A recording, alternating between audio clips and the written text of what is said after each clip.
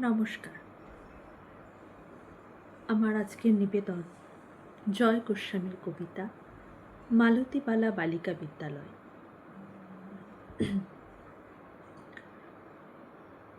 বেণীমাধব, বেণীমাধব, তোমার বাড়ি যাব। বেণীমাধব, তুমি কি আর আমার কথা ভাবো? বেণীমাধব মোহন বাঁশি তমাল তরুমূলে বাজিয়েছিলে, আমি তখন মালতী স্কুলে। ডেস্কে বসে অঙ্ক করি, ছোট্ট ক্লাস ঘর। বাইরে দিদিমণির পাশে দিদিমণির বর। আমি তখন নবম শ্রেণী, আমি তখন শাড়ি। আলাপ হলো বেণীমাধব, সুলেখাদের বাড়ি।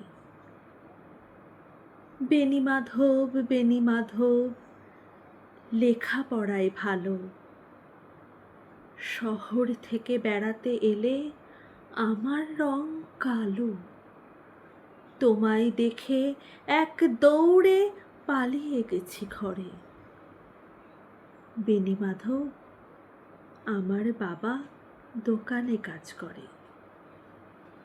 কুঞ্জে অলি গুঞ্জে তবু ফুটেছে মঞ্জরি, সন্ধেবেলা পড়তে বসে অঙ্কে ভুল করি। আমি তখন নবম শ্রেণী, আমি তখন 16। ব্রিজের ধারে বেণীমাধব লুকিয়ে দেখা হলো। বেণীমাধব, বেণীমাধব, এত দিনের পরে সত্যি বলো, সেসব কথা এখনো মনে পড়ে?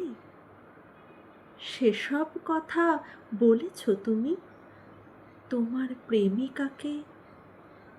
আমি কেবল একটি দিন তোমার পাশে তাকে দেখেছিলাম আলোর নিচে, অপূর্ব সে আলো। স্বীকার করি, দুজনকেই মানিয়েছিল ভালো। জুড়িয়ে দিল চোখ আমার, পুড়িয়ে দিল চোখ। বাড়িতে এসে বলেছিলাম ওদের ভালো হোক। রাতে এখন ঘুমোতে যাই একতলার ঘরে। মেঝের উপর বিছানা পাতা, জ্যোৎস্না এসে পড়ে।